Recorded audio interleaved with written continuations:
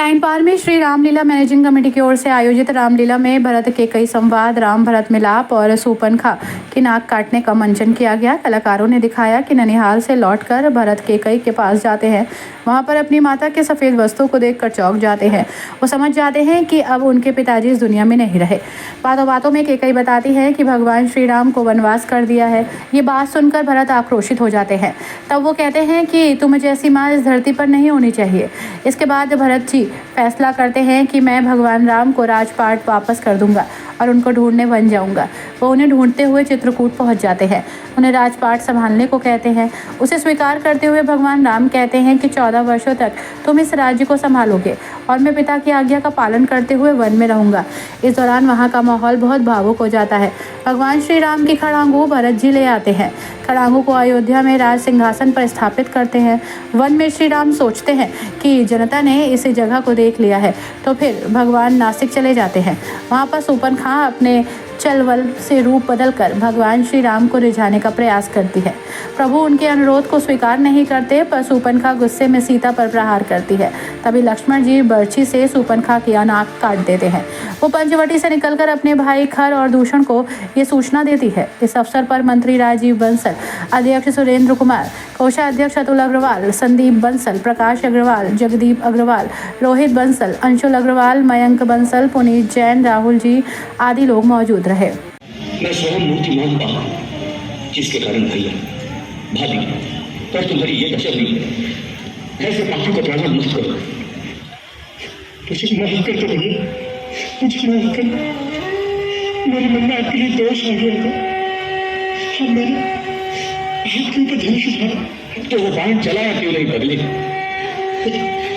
वो बाण चला देती।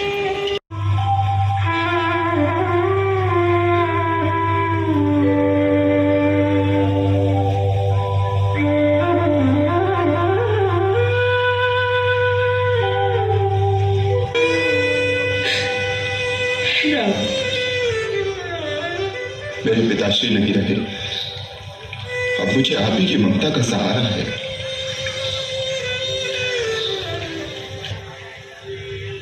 मुझे क्षमा कर दो, इन सारे दुखों की जड़ मैं हूं। नहीं माता, इसका कारण है काल, धर्म और विधाता। इसमें आपका कोई दोष नहीं।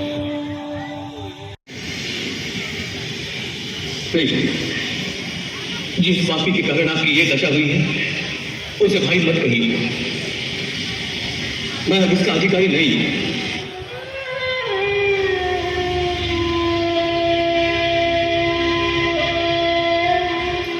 भाभी, भाभी, भाभी मुझे क्षमा कर दीजिए। भाभी,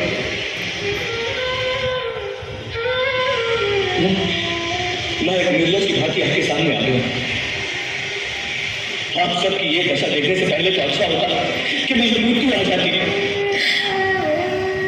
नहीं दादाजी, ऐसा न कहिए।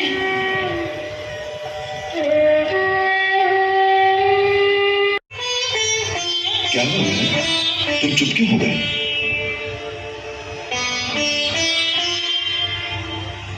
बोल भरत।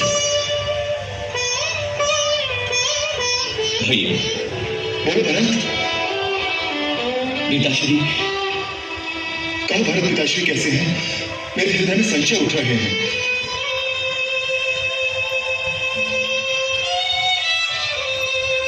भैया, आपका संशय सत्य है। भैया, पिताश्री हम सबको छोड़कर परलोक सिधार गए। आज के मंचन में भरत वन गमन के लिए अपनी तीनों माताओं के साथ, अपने अनुज शत्रुघ्न के साथ, कुल गुरु के साथ, आर्य सुमन के साथ और राजाओं के साथ चल पड़े हैं, निकल पड़े हैं और पहुंच गए हैं प्रभु श्री रामचंद्र जी के समीप। इधर दूर से ही सेना को देखते हुए लक्ष्मण घबरा जाते हैं और जोश ही जोश में अपने भाई को कहने लगते हैं कि भरत सेना लेकर आक्रमण करने आ रहा है। राम बार बार मना करते हैं और वो नहीं मानते हैं। तभी आकाशवाणी होती है और कहा जाता है कि कभी भी बिना सोचे समझे कोई फैसला नहीं लेना चाहिए। साथ ही साथ आज चरण पादुका और जिस तरह से सिंहासन पर बैठाना है राम को, उसका सारा सामान लेकर लोग पहुंच चुके हैं। आगे का दृश्य आप सभी के सामने कल दिखाया जाएगा। आज भरत मिलाप है और सूप लगा की नाक है। तो किस तरीके की भीड़ चल रही है, लोग आ रहे हैं? भीड़ बहुत है और पुलिस का भी काफ़ी अच्छा अरेंजमेंट है, RAF वगैरह सब लग रही है और शांति से चल रही है।